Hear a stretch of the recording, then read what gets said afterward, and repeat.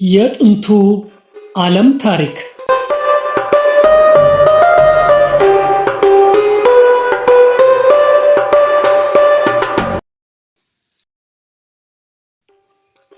የታሪክ ሚዲያ ላይ ተዘጋጅቶ የቀረበ ዶክመንተሪ ትረካ።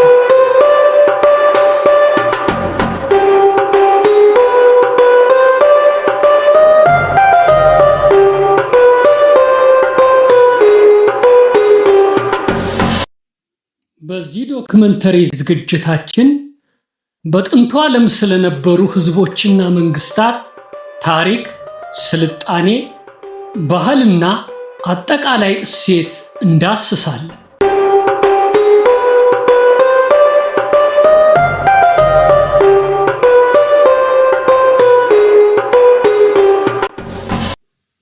የጥንቱ ዓለም ታሪክ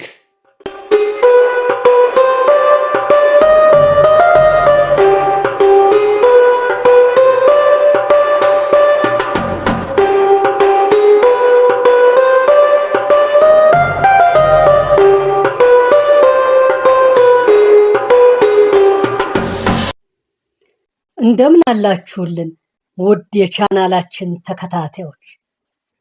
በዚህ ትረካችን የጥንታዊት አሦርን አጠቃላይ ሁኔታን፣ የት አካባቢ ትገኝ እንደነበር፣ ሃይማኖታዊ ስርዓቶቿ፣ ወታደራዊ ኃይሏ፣ ስነ ጽሑፎቿ፣ ባህሎቿና ህጎቿ ምን ይመስሉ እንደነበር፣ ቁልፍ ኃያላን ነገስታቶቿን ከነግብራቸው፣ ስለ ጥንታዊት አሦር የሚዘግቡ መጽሐፍ ቅዱሳዊና ዓለማዊ የታሪክ ማስረጃዎችን፣ የአሦራውያንን ፍጻሜና ውድቀት እናያለን።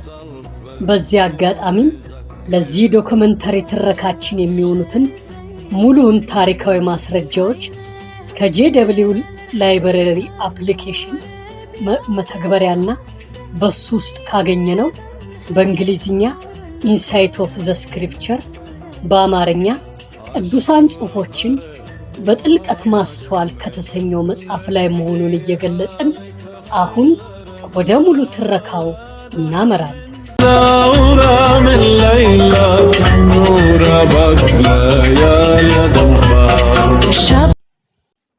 ጥንታዊት አሦር።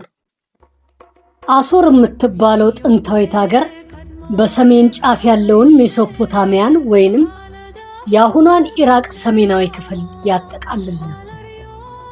አሦር በሁለት አቅጣጫዎች ማለትም በጤግሮስና ትንሹ ዛብ ወንዞች በአንድ አቅጣጫ በዛግሮስና አርሜኒያ ተራሮች የተከበበች አገር ነበረች። የጤግሮስና ትንሹ ዛብ ወንዞች በአብዛኛው የአሦርን ደቡባዊና ምስራቃዊ አካባቢዎች የሚሸፍኑ ሲሆን ሰሜናዊው ክፍል የአርሜኒያን ተራሮች ምስራቃዊ ክፍል የዛግሮስ ተራሮችንና ሜዶን እየተባለ የሚጠራውን ክልል ይሸፍናል። እነዚህ አካባቢዎች ለም በመሆናቸው ባቢሎናውያን በተዳከሙበት ሰዓት አሦራውያን ከትንሹ ዛብ ወንዝ በስተደቡብ ለመስፋፋት ችለው ነው። ይሁንና ወታደራዊ አቅማቸው በተዳከሙበትና ባቢሎናውያን ባየሉበት ወቅት አካባቢውን ለመልቀቅ ተገደው ነበር። ይህ አይነቱ መፈራረቅ በሌሎችም አካባቢዎች በተለይ አሦራውያን በተስፋፉባቸው ከጤግሮስ ወንዝ በስተምዕራብ ባለው አቅጣጫም ታይቶ ነበር። ይሁን እንጂ ዘመናት እየገፉ ሲሄዱ የአሦራውያን ግዛት ሰፊ ክልሎችን መሸፈን ጀመረ። አሦራውያንና ባቢሎናውያን በመካከላቸው የጠበቀ ግንኙነት እንደነበራቸው ታሪካዊ ማስረጃዎች ያሳያሉ። ግዛቶቻቸው እርስ በርስ የተያያዘ ጎረቤታማ አገሮች ስለነበሩ ግዛቶቻቸውን ከፋፍሎ የሚለይ ተፈጥሯዊ ድንበር አልነበረም። በአብዛኛው አሦራውያን በከፍተኛና በወጣ ገባ ስፍራዎች ይኖሩ የነበረ ሲሆን አየር ንብረታቸው ከባቢሎናውያን የበለጠ ተስማሚ ነበር። ይሁን እንጂ አሦራውያን ከባቢሎናውያን የበለጡ ኃይለኞችና ጨካኞች ነበሩ። አሦራውያን ጠንካራ ሰውነት፣ ጥቁር ቆዳ፣ ወፍራም ቅንድቦች፣ የተንዠረገጉ ፂሞችና ትልልቅ አፍንጫ ያላቸው ሰዎች እንደነበሩ በድንጋይ ላይ የተቀረጹና በአርኪኦሎጂ የተገኙ ምስሎች ያሳያል። ከጤግሮስ ወንዝ በስተምዕራብ የምትገኘው የአሹር ከተማ ዋና ከተማቸው ሆኖ እያለ ካላህና ኮርሳባድ በተባሉ ነገሥታት ዘመን ነነዌ ሌላኛዋ የአሦር ዋና ከተማ ሆናለች። ከሰሜናዊው አሦር ወደ ሜዲትራኒያንና ትንሿ እስያ የሚወስዱትን የንግድ መስመሮችና ወደ አርሜኒያና ዩርሜኒያ የሚወስዱትን የንግድ መርከቦች አሦራውያን በጦር ኃይላቸው ተቆጣጠሩ።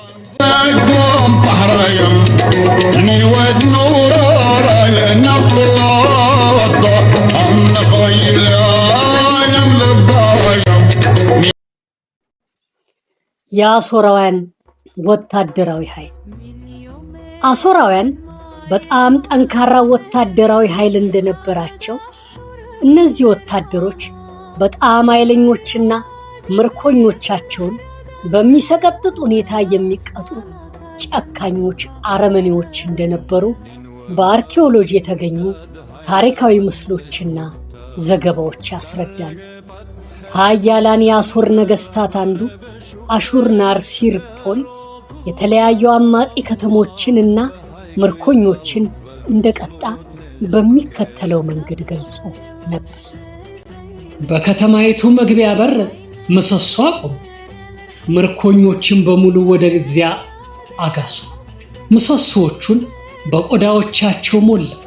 ጥቂቶቹን ገድዬ ቀጥ ባለ ዱላ በምሰሶዎቹ ግራና ቀኝ ሰቀያቸዋል። የመኮንኖቹን የንጉሣዊ ባለሥልጣናቶቹን ክንድ ቆርጫል። ብዙ ምርኮኞችን በሳት አቃጥያቸዋል። አብዛኞቹንም በሕይወት እንዳሉ ነው እሳት ውስጥ የጨመርኳቸው። አፍንጫዎቻቸውን፣ ጆሮዎቻቸውንና ጣቶቻቸውንም የቆረጥኳቸውም ዓይኖቻቸውን ጎልጉዬ በማውጣት ያሳወርኳቸውም አሉ። ጥቂት ሰዎችን በአንድ ግሩፕ ሰበሰቡ። ጭንቅላቶቻቸው ተቆርጠው የሚሞቱ ሰዎችን ግሩፕ አደራጀው። ወጣት ወንዶችና ሴቶችን በሳት አቃጥያለሁ። በሕይወት እንዳሉ የማረኳቸው 20 ሰዎች ቤተ መንግሥት ውስጥ ባለ እስር ቤት ማምለጥ እንዳይችሉ አድርጌ አጉሬያቸዋል። ቀሪ ተዋጊዎቻቸውን ኤፍራጥስ በረሃ ወስጄ በውሃ ጥም እንዲሰቃዩ አድርጌያቸዋል። ንጉሡ ከተናገረው ለመረዳት እንደሚቻለው አሦራውያን የምርኮኞቻቸውን አፍንጫ፣ ጆሮና ከንፈር በመቁረጥ እንዲሁም ዓይኖቻቸውን በጦር እየጠቀጠቁ በማሳወር እጅግ ዘግናኝ የሆኑ አረመኔያዊ ቅጣቶችን ይፈጽሙባቸው ነበር። አሦራዊው ንጉሥ በጉራ ተነሳስቶ ያለምንም እፍረት ፈጽሜያቸዋለሁ ብሎ የተናገራቸው አረመኔያዊ ቅጣቶች በታሪክ ድርሳናት በጥንቃቄ ተጽፈው ተቀምጠዋል። አሦራውያን ይህን የመሰለ የጭካኔ ቅጣት የሚፈጽሙት በእነሱ ላይ ለማመፅ የሚያስቡ ሰዎች እንዳያምፁ ለማስፈራራትና ሽብር ለመልቀቅ ነበር። በመጽሐፍ ቅዱስም በትንቢተ ናሆም ምዕራፍ 2 ቁጥር 11 እና 12 እንዲሁም ምዕራፍ 3 ቁጥር 1 ላይ የአሦር ዋና ከተማ ነነዌ የአራዊት ዋሻና ደም የተጠማች ከተማ እንደሆነች የተገለጸው በእነዚህ ምክንያቶች ነው።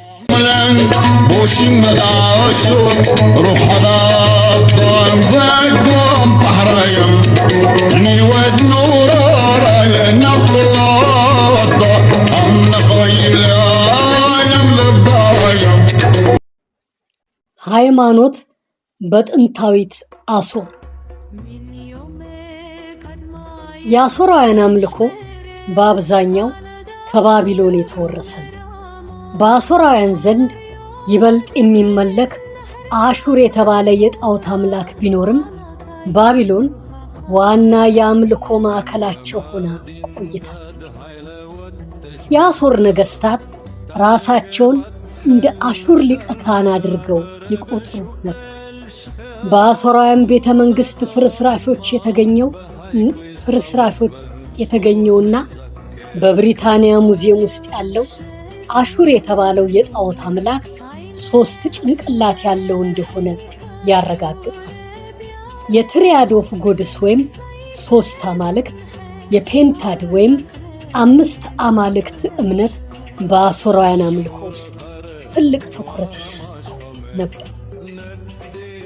ከመጀመሪያው 3 አማልክቶች አንዱ አኑ ሰማይን ሲወክል፣ ቤል ሰዎችን፣ እንስሳትና አዕዋፋት የሚኖርባቸውን አካባቢዎች፣ ኪያ ደግሞ ውሃዎች የሚገኙበትን መልክዓ ምድርና ንዑስ መልክዓ ምድርን ይወክል ነበር።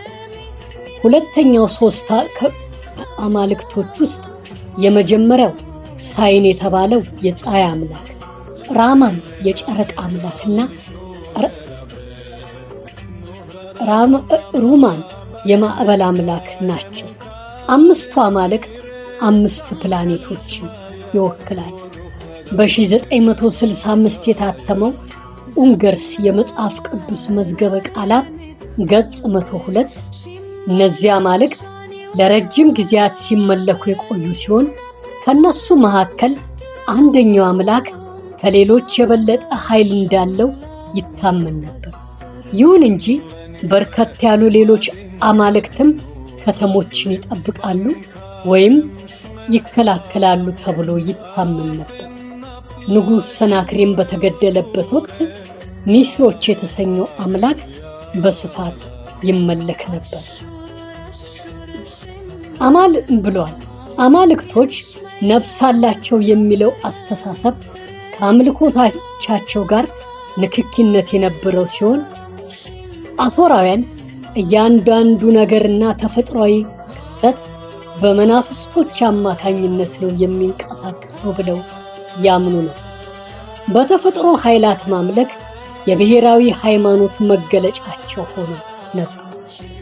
ቀዳማዊ ቲግላት ፒላሻር ስለሚያደርጋቸው ውጊያዎች አስመልክቶ ጌታዬ አሹር ይረዳኛል ብሎ የተናገረው ቃልና አሹር ባኒፖል የተባለው ንጉሥም በአሹር ሳይንና ሻማሽ በሚከላከሉልኝ ጌቶች የታላላቅ አማልክት እርዳታ በቀዳማዊ ምኒልክ ላይ ዘምቼ ድል አደረግኩት ያለውን ቃል በ1875 እንደ አውሮፓውያን አቆጣጠር ሪኮርድስ ኦፍ ፖስት አሲሪያን ኤንድ ኢጂፕሽያን ሞትመንስ በተሰኘው መጽሐፍ ላይ ተጽፎ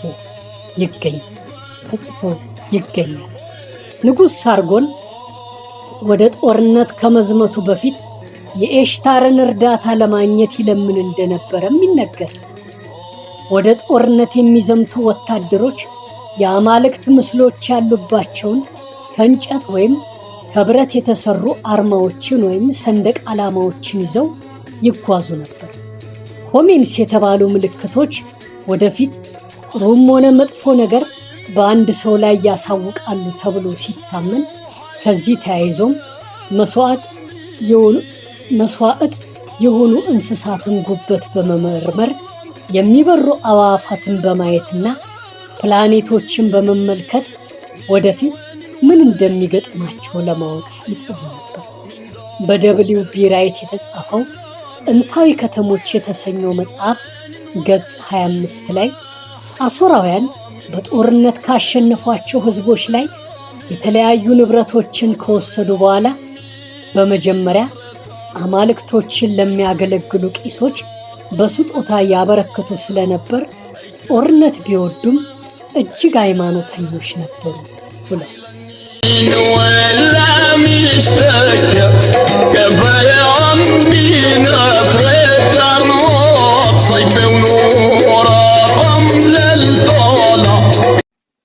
ባህል፣ ስነ ጽሑፍና ሕጎች በጥንታዊት አሦር አሦራውያን የገነቧቸው በጣም ትልልቅና ውብ ቤተ መንግሥቶች ውስጣቸው በክብ የድንጋይ ምስሎች የተንቆጠቆጡ ግድግዳዎች ተሞልተዋል። ምስሎቹም ያካሄዷቸውን ጦርነቶችና ዕለታዊ እንቅስቃሴዎችን በዝርዝርና በጥልቀት ያስገነዝባሉ። ከዚህ በተጨማሪም የሰው ጭንቅላቶችና ክንፎች ያሏቸውን ግዙፍ ሐውልቶችን ገንብተዋል። እያንዳንዱ ሐውልት ከአንድ ግዙፍ ድንጋይ ተጠርቦ የተሰራ ሲሆን እያንዳንዳቸው 36 ቶን ክብደት ነበራቸው። ሐውልቶቹም በቤተ መንግሥት መግቢያ በር ላይ ለጌጥና ከጥቃት እንዲከላከላቸው በማሰብ ነበር ያቆሟቸው። በተለያዩ አሦራውያን ነገሥታት የተገነቡት ትልልቅ ቤተ መጻሕፍት ውስጥ በሸክላ ሰሌዳዎች ላይ የተጻፉት ጠፍጣፋና ክብ ቅርጽ ያላቸው የኪዩኒፎርም ጽሑፎች ከታሪካዊ፣ ሃይማኖታዊና ንግድ ነክ ጉዳዮች ጋር የተያዙ ነገሮችን ይገልጻል። ጥቂት ጥንታዊ የአሦራውያን ሕጎች አሦራውያን ምን አይነት ጨካኞች እንደነበሩ ይመሰክራሉ። በተለያዩ ወንጀሎች የተከሰሱ ሁሉ አካላቶቻቸው እንደ መቆራረጥ ያለ ከባድ ቅጣት ይፈጸምባቸው ነበር። ለባርነት ተገዝተው የመጡ ሴቶች ዓይነ ርግብ አድርገው በሕዝብ ፊት ወይም በአደባባይ መንቀሳቀስም ሆነ መታየት አይፈቀድላቸው። ይህን ሲያደርጉ የተገኙ ሴቶች ጆሮአቸው እንዲቆረጥ ይደረግ ነበር። ያገቡ ሴቶች ምንም አይነት የሕግ ከለላ እንዳልነበራቸው የሚያስገነዝብ ማስረጃ በአንዱ ሕግ ላይ የተጻፈው በግልጽ ይታያል። በ1965 እንደ አውሮፓውያን አቆጣጠር በኤችደብሊውኤፍ ሳግስ የተጻፈው የባቢሎናውያንና አሦራውያን ዕለታዊ ሕይወት የተሰኘው መጽሐፍ ገጽ 152 ላይ ያገቡ ሴቶች ላይ ምን አይነት ቅጣቶች ይፈጸሙ እንደነበር በሸክላ ሰሌዳዎች ላይ የተጻፉ ሰነዶች ይገልጻሉ። ባል ሚስቱን መደብደብ፣ ፀጉሯን መንጨት፣ መጎተትና መቁረጥ፣ ጆሮዎቿን መቁረጥና ማቁሰል ይችላል። ይህንም ቢያደርግ ምንም አይነት የሕግ ተጠያቂነት አይመጣበትም ነበር ሲል ጽፏል።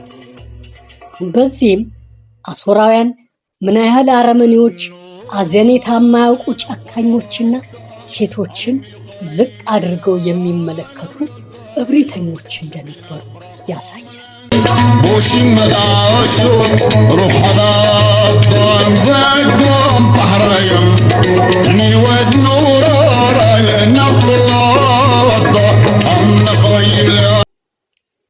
ስለ ጥንታዊት አሦር የሚገልጹ መጽሐፍ ቅዱሳዊና ዓለማዊ የታሪክ ሰነዶች።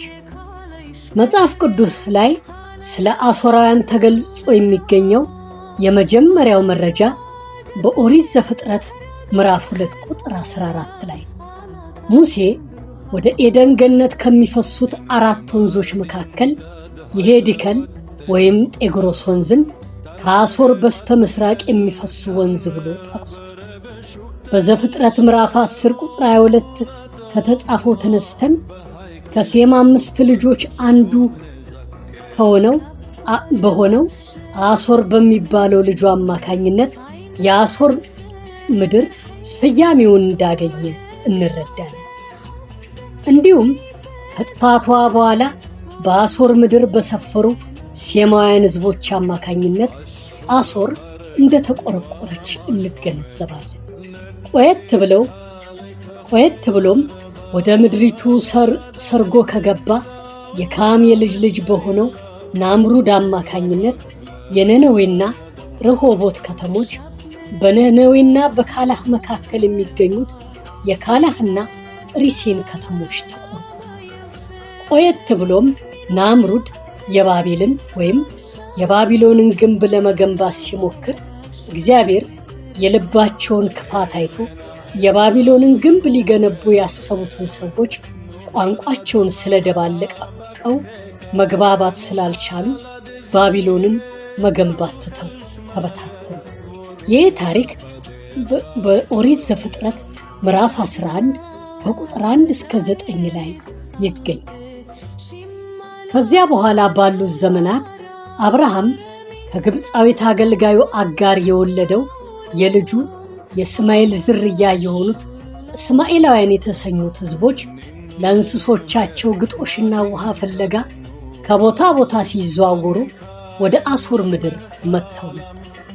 ከክርስቶስ ልደት በፊት በ1100 እና 900 ዓመተ ዓለም መካከል ባለው ጊዜ ውስጥ የንጉሥ ቀዳማዊ ጢግላስፒራሳር አገዛዝን ተከትሎ አሦራውያን መዳከም ሲጀምሩ እስራኤላውያን በንጉሥ ዳዊት ያገዛዝ ዘመን ማለትም ከ1077 እስከ 1037 ዓመተ ዓለምና በንጉሥ ሰለሞን ዘመን ማለትም ከ1037 እስከ 997 ዓመተ ዓለም ለመስፋፋት ጥሩ አጋጣሚ ሆኖላቸው ሊስፋፉ ችለዋል። ይህ መስፋፋት በአሦራውያን መዳከም ብቻ ሳይሆን የእግዚአብሔር አምላክ እርዳታም ስለተጨመረ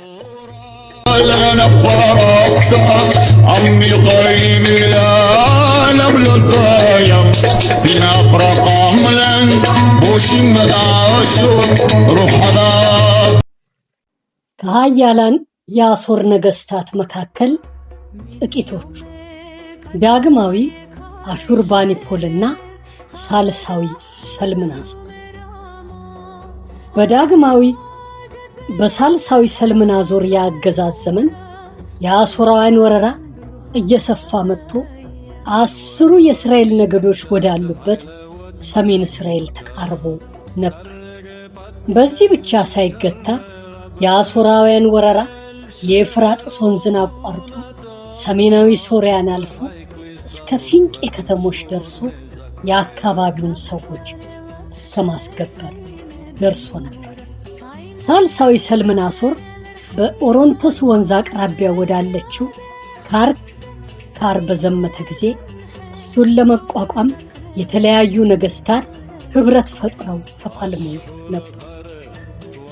በጦርነቱ ማን አሸናፊ እንደሆነ የሚገልጽ ዘገባ ባይኖርም በጥቁር የድንጋይ ሐውልት ላይ በተቀረጸው ምስል ላይ ሰልምናሶር ንጉሥ ጄሁ ግብር እንደከፈለው ሲገልጽ የጄሁ መልእክተኛ ለአሦራዊ ንጉሥ ግብር ሲያመጣለት ያሳይ ነበር።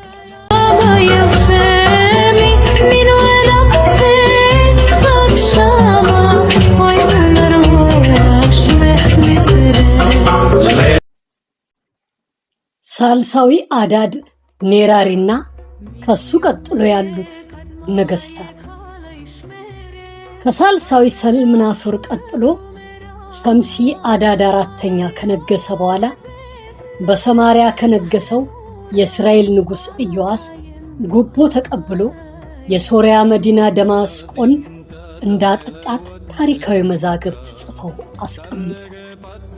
ምናልባት ከክርስቶስ ልደት በፊት በ9ኛው መቶ ክፍለ ዘመን አጋማሽ ነቢዩ ዮናስ በፈጣሪ ትእዛዝ ወደ አሦር ዋና ከተማ ነነዌ ሄዶ የነነዌ ሰዎች ንስሐ እንዲገቡና ንስሐ ካልገቡ ግን በ40 ቀናት ውስጥ ነነዌ እንደምትገለበጥ በሰበከ ጊዜ ከንጉሡ ጀምሮ እስከ ተራው ሰው ድረስ ንስሐ ገብተው ንስሐ ስለገቡ አምላክ በነነዌ ላይ ሊያመጣ ያሰበውን ጥፋት በተወ ጊዜ የነበረው የአሦር ንጉሥ ሳልሳዊ አዳድ ኔራሪ ሳይሆን አይቀርም የሚል ጥርጣሬ አለ።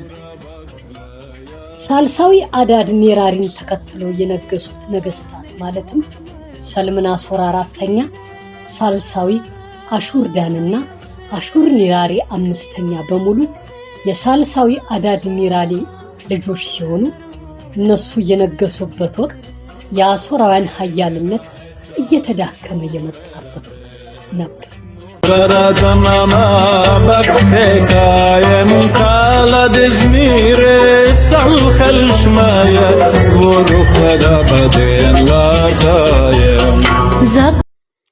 ሳልሳዊ ቴልጌልፌሶር በመጽሐፍ ቅዱስ ስሙ መጀመሪያ ላይ የተጠቀሰው አሦራዊ ንጉሥ ሳልሳዊ ቴልጌልፌሶር በሁለተኛ ነገሥት ምዕራፍ 15 ቁጥር 29፣ ምዕራፍ 16 ከቁጥር 7 እስከ 10፣ ምዕራፍ 15 19 እና በአንደኛ ዜና ምዕራፍ 5 ቁጥር 26 ላይ ፑል ተብሎ ተገልጿል።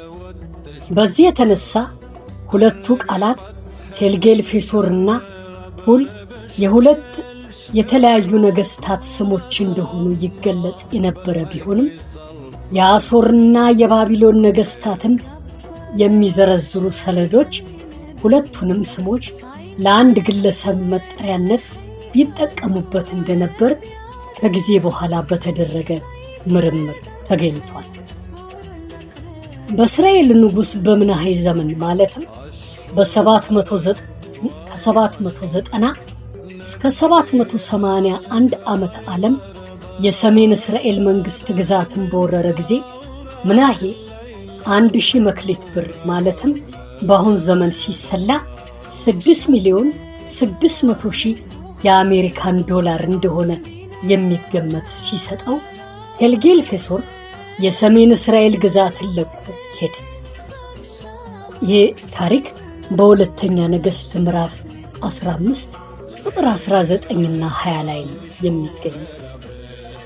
በትንቢተ ኢሳይያስ ምዕራፍ 7 ከቁጥር 1 እስከ 9 እንዲሁም ቁጥር 16 እና 17 እንዲሁም ምዕራፍ 8 3 እና 4 ላይ ሶርያና እስራኤል ይሁዳን ለማጥፋት የከፈቱት ዘመቻ በአሦራውያን እንደተጨናገፈ ይገልጻል። የይሁዳው ንጉሥ አካዝ ለቴልጌልፌሶር እንዲታደገው እጅ መንሻ ጉቦ ሰጥቶ በለመነው ጊዜ እሱም በምላሹ ልመናውን ሰምቶ ወደ ሶርያና ሰሜን እስራኤል ዘምቶ እንዳጠፋቸው ተገልጧል። የአሦርም ንጉሥ በሰሜን እስራኤል የሚገኙ የገለአድ፣ ገሊላና ነፍታሌምን ከተሞች ወሮ ከያዘ በኋላ በአገዛዙ ላይ የሚመጣበትን አመፅ ለመቀነስ በማሰብ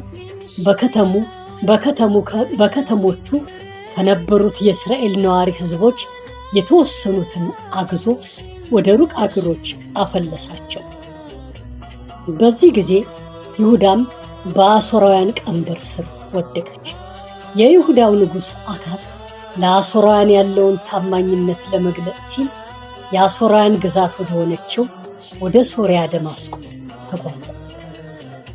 ሁለተኛ ነገሥት ምዕራፍ 15 ቁጥር 29 እንዲሁም ምዕራፍ 16 ቁጥር 5 ቁጥር 10 እና 18፣ ሁለተኛ ዜና ምዕራፍ 28 ቁጥር 16 ቁጥር 20 እና 21፣ ኢሳይያስ ምዕራፍ 7 ከቁጥር 17 እስከ 20 ባሉት የመጽሐፍ ቅዱስ ዘገባዎች ላይ ይገኛል።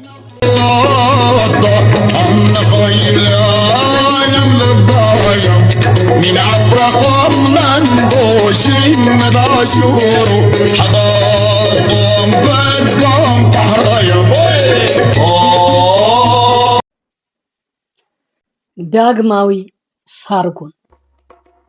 ይህ ንጉሥ ቁጥራቸው ወደ 27,290 የሚደርሱ በሰሜን እስራኤል በሰማርያና በዙሪያዋ የሚኖሩትን 10ሩን የእስራኤል ነገዶች ሰዎች ወደ ላይኛው የኤፍራጥስ ወንዝና የሜዶን ከተሞች እንዳፈለሰ በታሪክ እና በመጽሐፍ ቅዱስ ተመዝግቧል።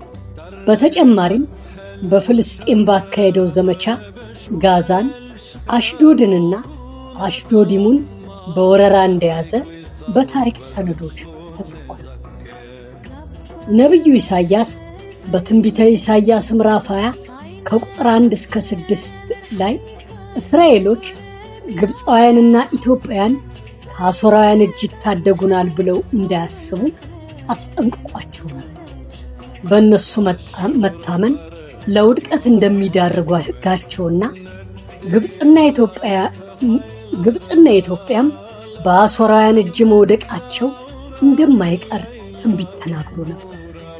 በዳግማዊ ሳርጎን አገዛዝ የመጀመሪያ ዓመት 10ሩም የእስራኤል ነገዶች ወደ ላይኛው ኤፍራጥስ ወንዝ አካባቢና ወደ ሜዶን ከተሞች ከፈለሱ በኋላ ሳርጎን እስራኤላዊ ያልሆኑትን ወይም ምንም አይነት እስራኤላዊ ዘር የሌለባቸውን ሕዝቦች ከባቢሎንና ሶርያ አምጥቶ በሰማርያና በዙሪያዋ አሰፈራቸው። በዚህ የተነሳ እነዚህ ሕዝቦች ከጊዜ በኋላ ሳምራውያን ተብለው ተጠሩ። እነዚህ ሰዎች በሰማርያና በዙሪያዋ ሲኖሩ ከእግዚአብሔር ይልቅ ጣዖታትን ማምለክ ሲጀምሩ እግዚአብሔር ተቆጥቶ አናብስትን ልኮ ጥቂቶቹን ሰባብረው ገደሏቸው። በኋላም አሦራዊው ንጉሥ ተግዘው ከፈለሱት እስራኤላውያን መካከል ስለ አገሩ አምላክና ሃይማኖታዊ ሥርዓቱን የሚያስተምሩ ሰዎች ተመርጠው እንዲላኩና የሀገሩን ሕግ እንዲያስተምሩና የእስራኤልን አምላክ እግዚአብሔርን እንዲከተሉ ሲያደርግ መቅሰፍቱ ቆመ። ይሁን እንጂ እነዚህ ሰዎች ሙሉ ለሙሉ ጣዖትን ማምለካቸውን አላቆሙም። በአንድ በኩል እግዚአብሔርን እያመለኩ፣ በሌላ በኩል ደግሞ ጣዖትን ያመልኩ ነበር። ይሄ ታሪክ በሁለተኛ ነገሥት ምዕራፍ 17 ከቁጥር 24 እስከ 28 ድረስ ይገኛል።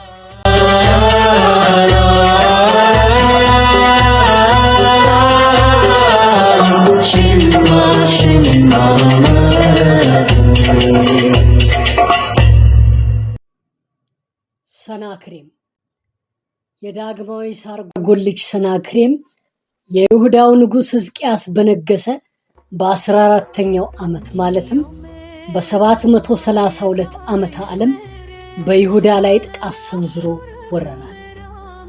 ይህ ታሪክ በሁለተኛ ነገሥት ምዕራፍ 18 ቁጥር 13 እና ኢሳይያስ ምዕራፍ 36 ቁጥር 1 ላይ የሚገኝ።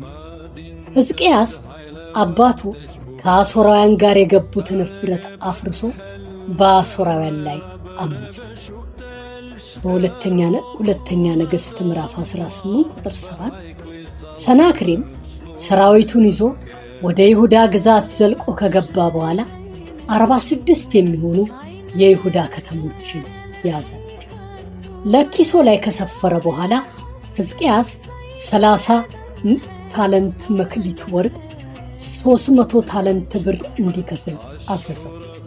ይህ በአሁን ዘመን ሲሰላ 30 ታለንት ወርቅ ወደ 11 ሚሊዮን 560 ሺህ የአሜሪካን ዶላር ሲሆን 300 ታለንት ብር ማለት ደግሞ 1 ሚሊዮን 982 ሺህ የአሜሪካ ዶላር ማለት ነው።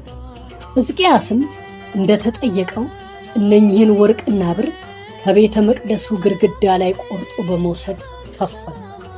ነገር ግን ንጉሥ ሰናክሬም በዚህ ሳይረካ ኢየሩሳሌምና ነዋሪዎቹ እጃቸውን እንዲሰጡ አዘዘ። የይሁዳው ንጉሥ ሕዝቅያስና ባለሥልጣናቱ ግን ትእዛዙን አልተቀበሉም። እንደውም ሕዝቅያስ እግዚአብሔር እንዲረዳው አጥብቆ በመጸለዩ እግዚአብሔርም መልአኩን ላከ። መልአኩም ወደ አሦራውያን ሰፈር ገብቶ 185 ሺህ የሚሆኑ የአሦር ወታደሮችን ገደለ። ሰናክሬምም አፍሮ ወደ አገሩ ወደ ነነዌ ተመልሶ በአምላኩን አሰራት ቤት እየሰገደ እንዳለ ሁለቱ ልጆቹ በሰይፍ ገደሉትና ወደ አራራት ኮበለሉ። ልጁ አስራዶንም በሱ ፈንታ ነገሰ። የአሦራውያን ወታደሮች በይሁዳ ምድር የመደምሰሳቸው ታሪክ የሰናክሬምንና የአሳርሃዶንን ዜና መዋዕልን በሚዘግቡት የጠፍጣፋ ድንጋይ ሰሌዳዎች ላይ ተጽፈው ይገኛል።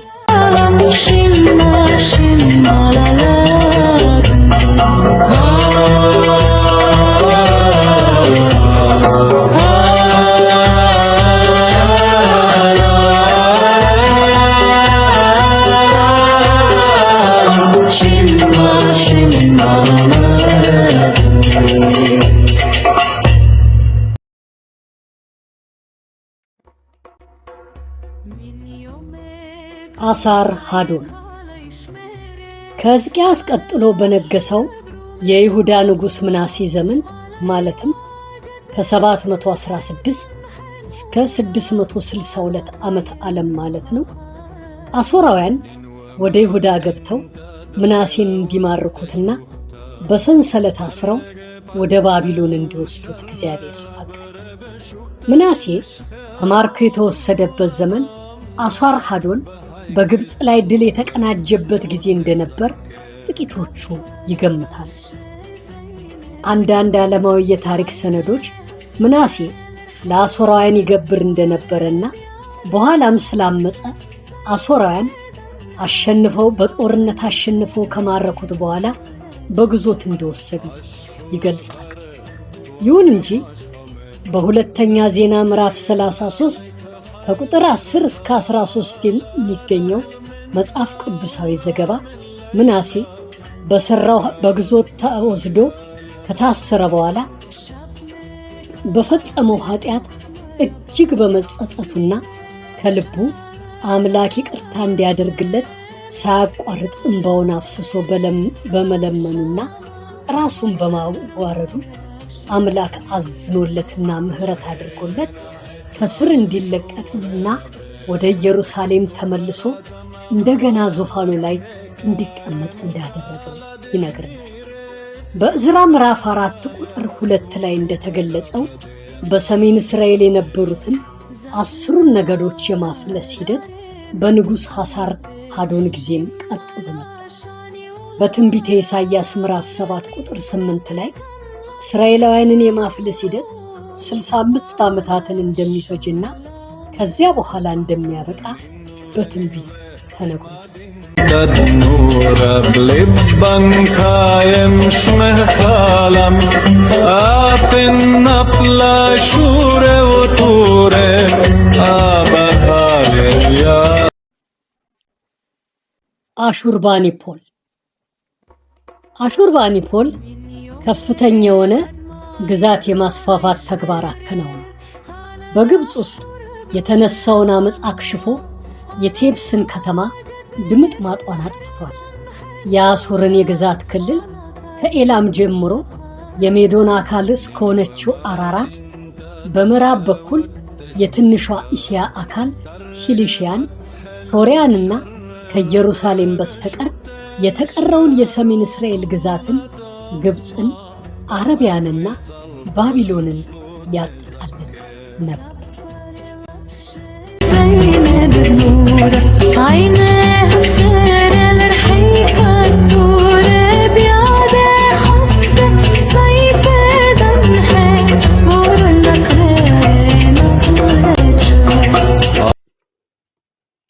የአሦራውያን ፍጻሜ በብሪቲሽ ሙዚየም የሚገኘው የባቢሎናውያን ዜና መዋዕል በ632 ዓመተ ዓለም የሜዶኑ ንጉሥ ሲያክሳርና የባቢሎኑ ንጉሥ ናቡከደነፆር ኅብረት ፈጥረው በአሦር ዋና ከተማ ነነዌ ላይ ጥቃት በመሰንዘር እንደወረሯትና የአሦርን መንግሥት እንደገለበጡ እንዲሁም ዋና ከተማዋ ነነዌንም ድጋሚ እንዳትገነባ አድርገው በማጥፋት ወደ ፍርስራሽ ክምርነት እንደለወጧት ዘግቧል።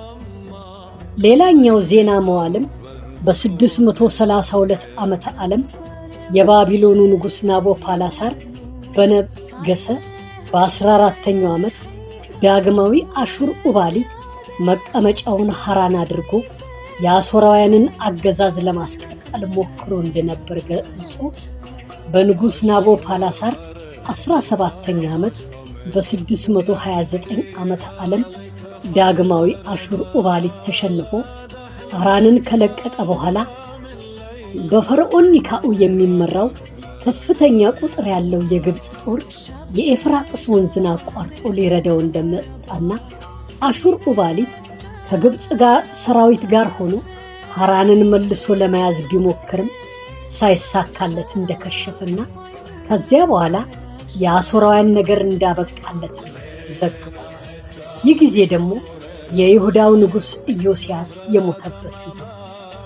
ከዚያ በኋላ የአሦራውያን ነገር ያበቃለት ሆነ።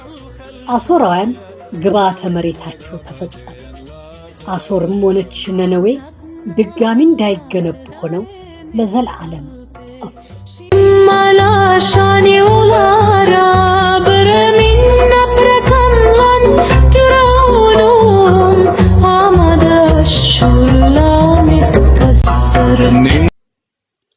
ውድ የቻናላችን ተከታታዮች በሰማነው የጥንታዊት አሦር ታሪካዊ ዘገባ አሦራውያን ርህራሄ የሌላቸው ጨካኞችና አረመኔዎች ሌሎች ሀገራትን እየወረሩ ግዛታቸውን ማስፋፋትና ህዝቦችን ማስገበር የሚወዱ ጨካኞች እንደነበሩና ከመጠን ባለፈ አረመኔያዊ ተግባራቸውና ደም አፍሳሽነታቸው የተነሳ እግዚአብሔር ተቆጥቶ ዘላለማዊ ጥፋት እንደፈረደባቸው ሜዶናውያንና ባቢሎናውያን ህብረት ፈጥረው ለዘላለም ባድማ አድርገው እንዳጠፏቸው ተረድተናል።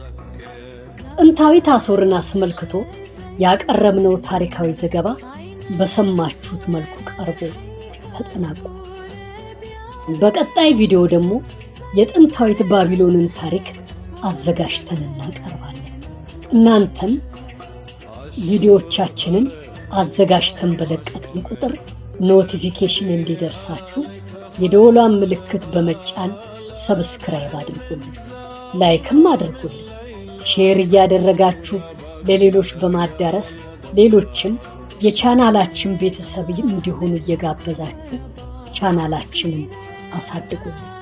በኮሜንት ቦታ ላይ በአተራረካችን ዙሪያ አበረታች አስተያየቶችን ጨምሮ አስተያየታችሁን ጨምሮ ይህን ብትጨምሩ፣ ይህን ብትቀንሱ፣ ይህን ብታስተካክሉ እያላችሁ አስተያየታችሁን አስፍሩልን። እንዲተረክላችሁ የምትፈልጉትን ታሪክ ወይም ታሪካዊ ልቦለድ ወይም የታሪክ መጽሐፍ ካለ ይህን ተርኩልን እያላችሁ በኮሜንት መስጫ ቦታ ላይ ጻፉልን። ታሪክን ከትውልድ ወደ ትውልድ እያስተላለፍን ታሪክ አዋቂ ትውልድን እንፍጠር።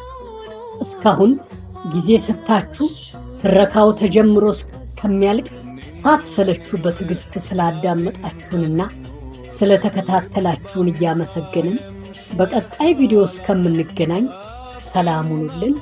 ሰላማችሁ ምንጊዜም ይብዛልን። እግዚአብሔርም አብዝቶ ይባርካል። አሹር አሹር ሽመራማ ሚንሽመያ ወጥለበረ ሚትረዲክ ላናና ብላ ሽማ ሽማ ላላ